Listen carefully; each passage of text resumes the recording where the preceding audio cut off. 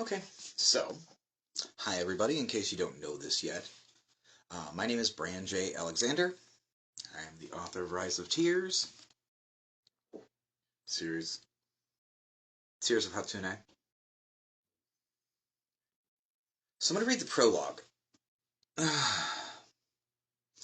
That is basically the beginning of more than just Rise of Tears. The prologue is the beginning of my universe. It's the beginning of, besides Ravenfell Chronicles, it's the beginning of everything that exists within my writing and my stories. Funny enough, so I'm just going to give a quick little... If I were to say my greatest regret, besides not having written a book until the age that I did, my greatest author, like once I actually became an author kind of thing, regret would be the prologue. Not because I don't like it or don't think it shouldn't have been in there, but because I think in today's marketing it doesn't work, even though what I had planned for it. And here's the thing, despite it being like one of my biggest regrets, it would also be something that I'd still consider doing no matter what, because of its importance and its significance. Hey Cord, how are you? So, like, I somewhat regretted the prologue a little bit, only because of the way I did it, but here's the thing about the prologue. One, I designed it, I didn't write it, but I thought it up basically through the whole entire chemo that I went through. I began writing Rise of Tears before I got cancer. Then, of course, that kind of kicked me out and I stopped writing it. But the whole time I thought about getting back to it. And I designed the prologue because I wanted a basis. All religions kind of have these theories of how everything began, and I wanted for my universe, despite the fact that there were going to be religions who claimed to know how it all began, I wanted to have that the question answered right from the get-go. So, that's what led into the prologue and how it began. This is how everything in my universe began. Yes, it's a little bit of an info dump, but it's also, I guess this is the other part. So Rise of Tears, the prologue begins Rise of Tears, but it also begins every other story that exists in my universe besides Ravenfell Chronicles, and it also begins the story that goes beyond and outside of every story. There's another story going outside, and you'll learn different parts of that story as you go through and each story plays out, but yeah, this begins a whole different story. So, I'm going to begin. Prologue. Musings of Creation by Lore Master Antonides of the Grand Imperium. For the zealots and members of the numerous priesthoods, the answer to creation is simple. Magic. To those devout souls, magic always was and always will be, so the possibility this eternal force spawned a god who then created all we know is just obvious. They all aggrandize the hierarchy of their own deities and claim theirs is the true creator of the universe. However, beneath the veneer of rhetoric that divides the faiths, the stories of their genesis share striking similarities.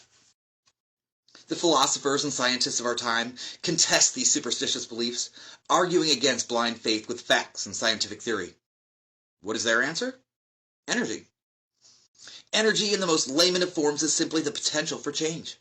Following this logic, energy, like magic, would inherently be eternal. For even in the absence of anything, there will always be potential for something. The release of that potential was creation. As an outsider, compiling each side of this age-old debate, I admit it sounds like two sides of the same coin. There are outliers in the controversy with their own theories of creation, but most of those are too absurd to give mention. So how do we discern between faith and fact? Fortunately, I have the oldest collection of archives in the known world at my disposal. Among the halls of the Imperium, we hold documents that predate the falling when gods still walked the land beside their mortal worshippers. Among these, I discovered a recording of one who knew the truth of creation, a god. As high priest to the god Gildan, Korg spent most of his time in the presence of his deity. He recorded many of their conversations in his journals. After months of study, I have compiled a fairly good record of what Gildan shared with his devotee regarding creation, and at last I have developed a plausible and complete history of our world from the beginning. I find it gives credence to both present-day theories. Magic, or energy, potential, or ether, or even the divine, no matter which word you prefer to describe it, is eternal. Gildan claimed, it is not a substance that can be measured, for it is simply the potential for things to happen. In fact, Corrig used both energy and magic interchangeably throughout the journals, hinting that both forces are the same, and this energy is ever-changing. It will never dissipate, it simply evolves into a new form, and it is this inevitable change that brought forth the first ripples of creation. Throughout endless millennia, this magic lingered without purpose, creating nothing within the black void, for it could harness no potential if there was no direction or intent. That need for a purpose was the catalyst for the very first evolution. Awareness. Whether the entire force of magic gained conscious thought or simply a small part is not discussed, but either way this new awareness grew into a sentient being, the first God, and father to all that followed. I could go on almost without end about the gradual development about this new consciousness. Time began as there was now an awareness to measure its passage. Even the infinite nothing was defined as there was now an observer to note the emptiness. Slowly this being learned to understand not only itself but the power that created it. It could do more than just observe the void. It could alter it. Created from magic, the pure essence of potential was at its command to direct and give purpose, and it did. Tea break. Cheers to Hatsunae. While some claim because you need fire for light, that fire must have preceded its creation, that is not the order Guild enlisted. In fact, light was the first and easiest concept for the early consciousness to comprehend. There was no prior knowledge of names for things to build on as the first awareness learned. Everything it saw was for the first time in all eternity. It couldn't look into the void and think darkness because before it there was no dark. Thus everything it beheld was in that instant defined by its preconceptions, and by being defined those things grew more substantial and came into existence. The darkness of the void was all it beheld since creation. The only logical next step was the opposite, light. It makes sense in a way. The first thing a person does when entering a dark room is turn on the light. Perhaps there is some greater order to the universe that predestined before creation. Or perhaps the complete happenstance of his decision to balance dark with light was enough to set the laws of balance into place. Either way, from that moment on, the universe was bound in contention between two sides to every force. Each new creation brought into existence was balanced with its opposition. Next, this being divided the pure force of magic into the definable properties. From this feat arose the four base elements of creation: earth, fire, water, and air.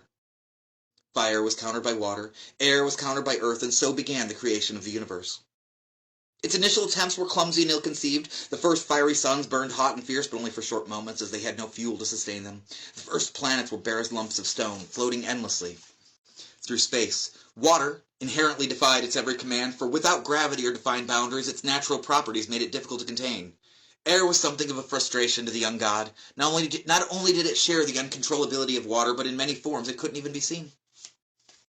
Perhaps it was this confluence of an immature being and an obstinate barrier that drove the next step in creation. I can easily imagine an angered and thwarted young god casting the uncooperative winds into one of the brief, flaming suns in disgust, only to be astonished when those flames burst forth even stronger.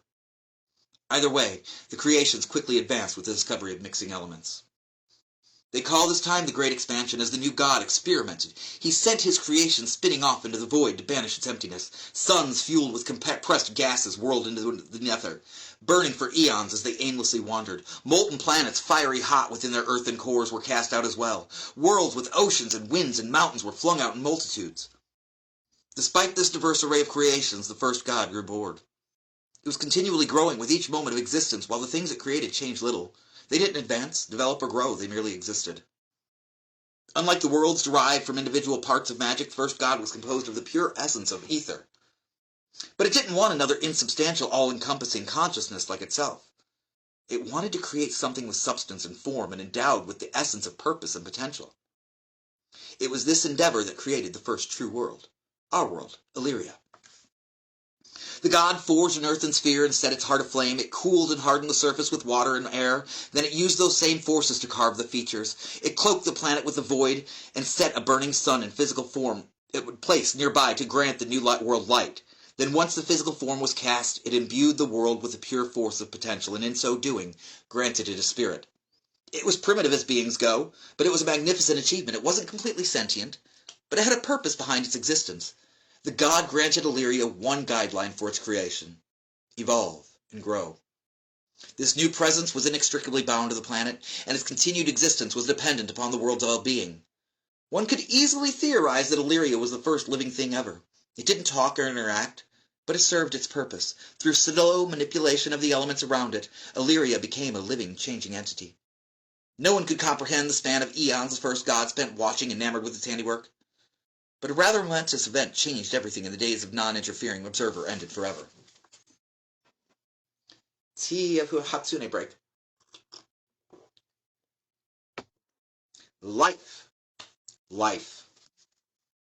Illyria followed its master's example and created living beings. They were tiny, almost indiscernible at first. In its quest to evolve, Illyria grew frustrated with the limited use of the four elements and the laws that bound them. The only obvious solution, even for a primitive earth spirit, was to create a new force for change. The life forms were amazing in their simplicity. They were a slightly revised version of the form the first god used to create the world. The earliest were spherical, their bodies composed of earth, but they weren't hard like stone, for they were infused with water and air as well. Fire had its place too. These microbes, as they would be known, fed upon the base elements and altered them into new, astounding forms, and with this power, they helped transform the landscape of Illyria, but it was the pure essence of potential threaded throughout, or what we now call life, that made it all possible. Once again, that was the true secret. By imbuing these creations with potential and a purpose to direct it, Illyria made them something more. And the purpose Illyria granted to those early organisms was so masterfully designed it astounded the first god. Survive and feed, and in doing so change the world around you. Reproduce to speed up that change. Evolve to suit the world better, and spread to colonize every inch of it. There is perhaps no greater design for change amongst all creation, and it wasn't designed by a powerful god, but instead by the very first living world. We are all children of Illyria, and from that moment on, even the first god thought of his world as a she. The immense possibilities were an instant obsession for the first god. How could he possibly sit back and watch when there was so much he could learn? So he dabbled. Not enough to throw the delicate balance off, but his touch was present in much of the early stages. Millions of years passed as he experimented with the life forms. Some tests he let play out for eons before wiping the slate clean. Others were fleeting moments of his history. But once again, all things must, something changed. Humans. Their creation was happenstance. The earliest of their kind were creations of Illyria's constant meddling.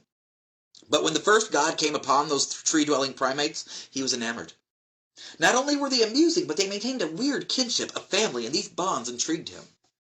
His decision to interfere was quite unrelated to the outcome. It was a guilty pleasure. He preferred the creatures out in the grasslands, where he could more easily observe their behaviors. There were more chances for predators on the plains, and the primates' bodies weren't built for that kind of survival. So to compensate, he gifted them increased intelligence. It didn't seem like a big change at first, the ability to reason, but that simple trait set a whole new world of change into motion. The first god's interest in the primates was short-lived, and he moved on for thousands of years, his experiment forgotten until one fateful day. While scanning the wonders of Illyria, the first god came upon one of those fuzzy creatures that amused him centuries ago. Only it had less hair than those earlier versions. In its place it wore the fur and hides of other animals. In its hands it carried a piece of tree adorned with a chipped rock. It was a man. The man held the tool forth to ward off danger as he searched the rocky landscape. Eventually he came upon another of his kind, a female.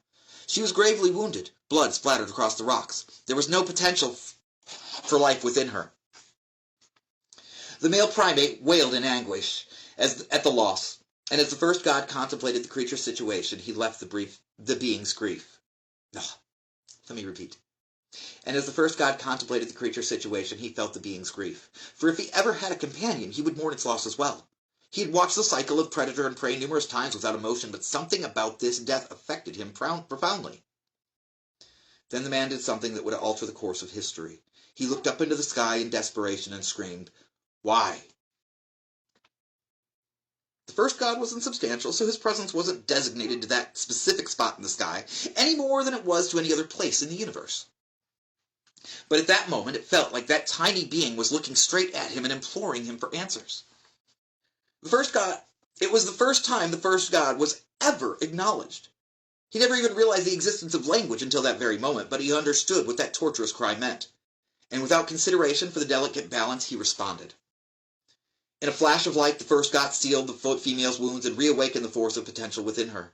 As she opened her eyes, the man fell to his knees in joy and cried thanks to the heavens, and thus religion was born. I could expound on the extraordinary benefits and ultimate consequences of this moment for endless volumes, but this is intended to be a recording of our world's creation, not a philosophical debate about the virtues of that process. Within this single event, humanity may have never risen to its current greatness. Our species could have easily gone extinct and been relegated to history as so many other creations were in the early days of Lyria. Some would end the story there, but creation is more than the initial forming. Everything that exists is nothing more than the product of what every previous second of its existence has made it. And in truth, the world of Illyria is a vastly different place today than it was. Am I not compelled by scholarly virtue to tell the entire tale? For though I have recorded quite momentous events in history herein, nothing has shaped the destiny of Illyria more than the gods. The first gods of Illyria.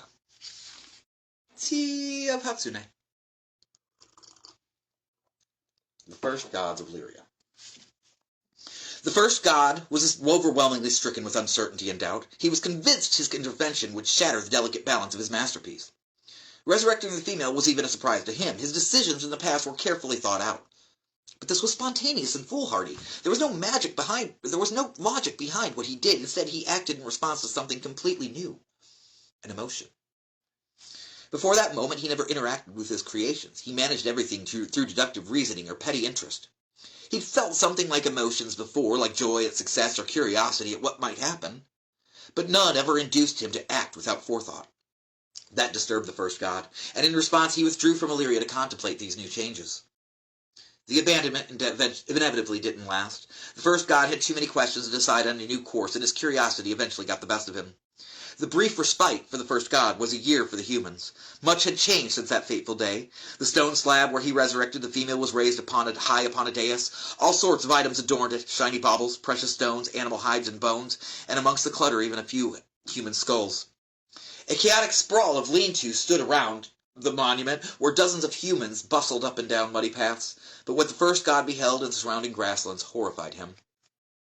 If, like all of Illyria's creations, humans were imbued with the purpose to change the world around them, then they'd achieved their destiny masterfully. The once verdant grassland surrounding the holy place was now an expanse of scorched earth and human remains.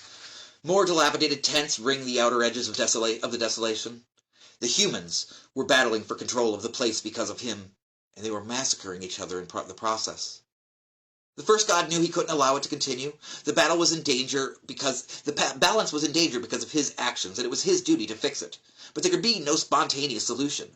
Whatever actions he took had to be well thought out.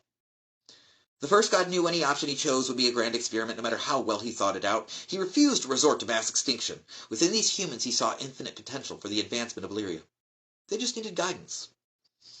The first option was simple. He could reveal himself to the humans and guide them to peace and prosperity, but even a young god can feel vanity, and he felt it beneath the creator of the universe to babysit promising yet insignificant beings.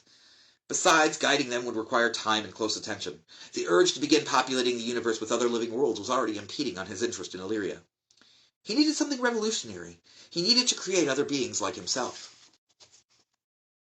It seemed like a perfectly logical solution. Or perhaps witnessing human companionship had changed the first god more than he wanted to admit. He didn't wish to create the universe alone anymore, and since his reasonable solution solved both issues, there was little need to contemplate how much his emotions influenced him. For a truly grand experiment, the first god wanted the potential for multiple outcomes, so he divided the force of creation into its 4 primal elements, and wove each into individual entities. He forged them in the image of humanity, so they might seem more familiar to humans, but he enhanced them until they were breathtaking to behold. Each was crafted to reflect and define the qualities of the elements. Embrus, god of fire, human-like in shape, but imbued with the serpentine nature. Lithe and unpredictable, he wavered between an eerie, stuttering stillness and rapidly fluid strikes. Bequeathed in the scaly skin of the reptile giants long vanished from Illyria, Embrus embodied the most primal nature of fire, its temperament, and even its destructive power. But he also represented the warmth it grants, the potential for renewal it brings, and the fierce determination with which it advances. Nyssa, goddess of water, was modeled from the female the first god resurrected. She flowed in between poses of radiance, jewels of sparkling light reflected off her aqueous curves. Her stunning beauty and seductively palpable femininity symbolized fertility and the vast renewing qualities of water. Within the liquid depths of her eyes was the promise of rebirth. She was the chance for new life after the rage of fire and quencher of its raging flames. Golem, god of earth, was a marvel of masculine strength carved in stone. To look upon him was to witness the endlessness of ages and imperviousness to the ravages of time. He was a balance of the dark and foreboding underground and the brilliance of sun-dappled quartz. Since it was from the element of earth all living creatures' bodies were formed, their likenesses were etched among the cracks and crevices of exterior. They weren't blatant testaments to every living creature, but subtle hints to the building blocks of life. A finger with a striking resemblance to the horned bill of a marsh heron, or a seam of stone weathered by time into a fearsome clawed talon. Valendria, goddess of air, was ethereal and bound in a state of constant transformation. Her feminine shape was only discernible in fragments revealed for brief moments amidst her vaporous mantle. Her presence whispered of the vastness of open spaces, and its soothing call compelled the mind to expand to new heights. As a mistress of the winds, her reach was the breath of all Illyria, and as such she was the great witness, keeper of the world's secrets. Her virtues were anathema to golems, for she was the certainty that in time all things must change. Once formed and imbued with the qualities inherent in their elements, they were ready for the touch of life. However, they were created unlike anything before. As the first god fed the filaments of ether into each new god, and with it all the potential for life and change, he threaded their beings into the force of magic from which he was created, granting them equal mastery over creation. And so were born the first gods of Illyria. Great Father, they cried in unison in their first moments of existence. Throughout the millennia, the first god had observed and named many things, but never once had he considered that his own presence deserved a name. The first god to ever exist, the creator of the universe, grandfather of life, was now simply Great Father. By the decree of the Great Father, Embrus, Neus, and Golem and Valendria descended upon the embattled humans. The awe of their grandeur left little argument when the newly born god disarmed the feuding tribes and corralled them together around the resurrection stone. Every human was allowed to choose one of the four gods as their protector, or the freedom to face the world without their blessings. Very few declined the offer, so by day's end the combatants of that long-forgotten battlefield departed in four separate directions, each following a destiny guided by one of the elemental gods. I consider the prudence of ending my tale here. The planet was formed, the humans evolved, and the gods were created. But this is still only a vague comparison to the world in which we now reside. It has been over a millennium since the gods were overthrown by their humans they swore to protect. But for those who know what to look for, there are faded impressions of those divine beings, proof the ancient legends hold some truth. How did this come to pass? What caused the Great Father's grand experiment to veer so far off course? With these questions in mind, I decided the story must continue. The Falling. The Great Father ceded his authority of Illyria to his children. They were now in charge of its destiny. Though he never again interacted with humanity, he reveled in the companionship of his new family. But his desire to continue weaving the cosmos compelled him at last to leave his children to their own devices and seek new wonders to create. Four distinct cultures grew under the care of the deities to become great civilizations. Guided by their wisdom and protection, the humans advanced from the primitive hunter-gatherers they once were to farmers, scribes, and craftsmen. They built cities, mined resources, and grew harvests, and like all of Illyria's creations were commanded to do, they spread.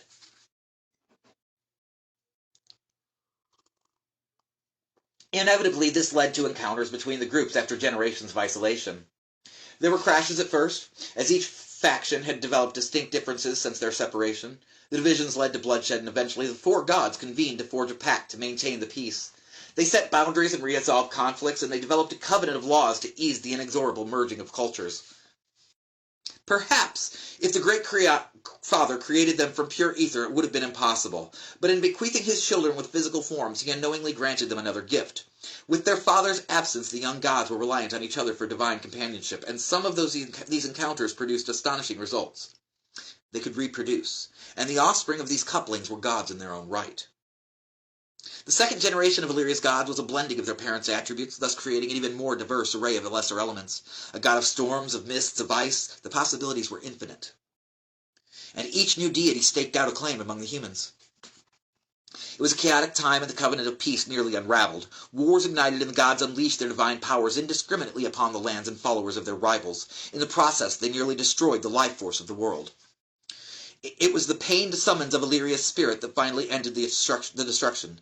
Despite their animosities, the gods gathered in the fount of the world's energy, a place where Illyria's spirit held the greatest sway. The damage was repairable, but only if they placed limits upon their vast powers. Once again, in hopes of bringing peace, the Council of Gods forged a pact.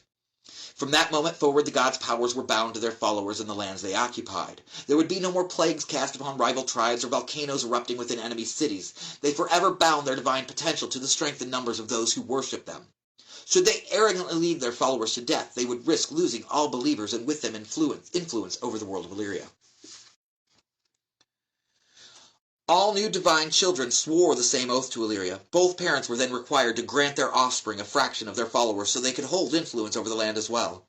This inevitably led to a decrease in the haphazard spawning of new gods. The threat of having to give up worshippers and, with them, influence was a hefty price to pay for such indiscretions.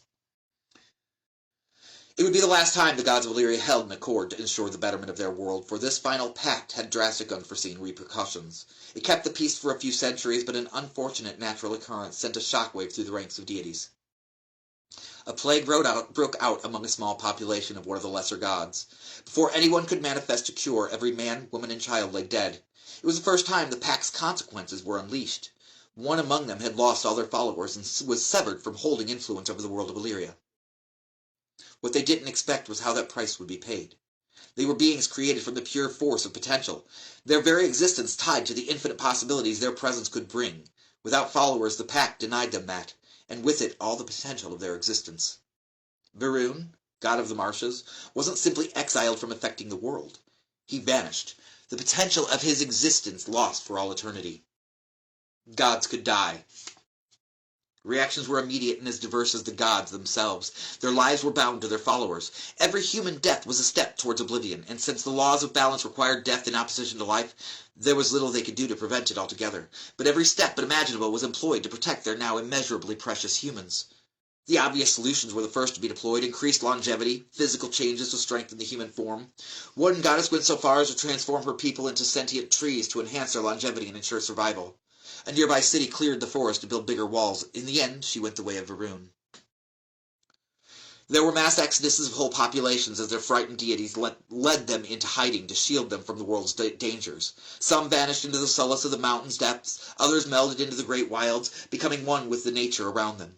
Not everything worked. Some decisions doomed their people to extinction. Others protected the humans, but grew to be such a burden the people eventually abandoned their gods willingly. The most brilliant among the heavens were those who sought safety in numbers and cooperation. By joining into divine councils, they combined their flocks of faithful and increased their chance for survival. But these orders tended to be strict with their followers, enforcing an array of commandments to maintain order and direct the humans' lives. Some rebelled, but with the councils working in unison, they devised numerous methods to encourage submission. One devious solution was the creation of the human soul. It was always present in human forms from the beginning, as it was simply the force that imbued them with life, their spirit. Ordinarily, the energy returned to the collective force of potential upon death, recycled and redirected, but for those most devout worshippers, those who not only adhered to the tenets, but actively encouraged others to do so too, they promised eternal spiritual life. To transgressors and unbelievers, an eternity of pain and damnation awaited. The residual effects of this act still hold repercussions today, as promises and threats of the afterlife are even now used to compel servitude. All of these changes weren't enough for the panicked deities. Gods vanished into history all around them, and those that remained were nothing more than threats to their immortality. Every human that wasn't a worshipper was competition. Many gods longed for a way to unleash their divine powers and eliminate the threats, but it was this dark desire that sealed their fates. The workaround was minor yet cataclysmic. Prohibited from using their vast magic in the ways they wished, they granted their greatest disciples the ability to do it for them. Though the mortal form wasn't strong enough for divine powers, the powers the gods imbued them with were devastating enough. The wars that followed soaked Illyria in blood. Gods fell and civilization crumbled. In the face of such carnage, humankind lost faith. One by one, the great religions collapsed and the pantheon of the heavens vanished into history. The few deities that survived were horrified by the aftermath. To absolve their guilt, they gave themselves up to oblivion in hopes that a world without them could fare better than it had with them. The high priest Korrig claims Gildan was the last of his kind to leave our world. Distraught over what ensued, he was heavy-hearted and bereft of purpose. The priest tried desperately to absolve his lord of the pain and convince him his presence was still needed up till the very last moment. But in the end, Gildan, the last god, faded from our world. As his final entry shortly after this, Korrig wrote that this experience would haunt him for the rest of his life. The immense grief evident in those written words makes me hope the priest found some peace in life before the end. The gods were dead. The magic granted to their followers faded quickly. through each generation, although a few have managed to retain small fragments of those powers. The lands, transformed in defiance of nature into paradises for the devout, began to wither as they lost the energy that sustained them. Over time, the gods were forgotten. The blessings they granted to this world eroded. Yet astonishingly, over 1,000 years since humanity turned its back on the light of heaven, religion lives on. We have adapted well to a world without gods. Some believe they're not truly gone, claiming they retreated into the heavens to watch and guide from a distance. There is, of course, the ever-present belief, if only enough people have faith, then the gods will return to bestow their blessings. But then there are those who shun the very concept of faith in religion, relying on their own wits to decide their own destinies. I personally believe the gods are gone. In my long life I've witnessed a slow but steady wasting of the land. Harvests grow less bountiful. I have watched as over years once fertile fields turn to barren expanses of dust and stone. Rainfall is unpredictable in most areas and leaves vast stretches of land untouched for months at a time. There's no measure great enough to account for the amount of pure potential I feel the gods' absence denies our world. Without the guiding virtues of the gods to promote harmony, civilization has slipped backward in my opinion. Though some still attempt to live out their lives in decency, greed and selfishness rule the human spirit. Men enslave other men for profit, criminals murder for meager rewards, and the land is stripped of anything of value. Even those who preach the gospels of some benevolent, unseen God do so often entirely for their own gain. I find that despite the horrific outcome of creating those first gods of Illyria, perhaps the Great Father was right. Humankind is a creature that needs guidance, for we were so masterfully designed to be forces of change that, without it, we are merely harbingers of destruction.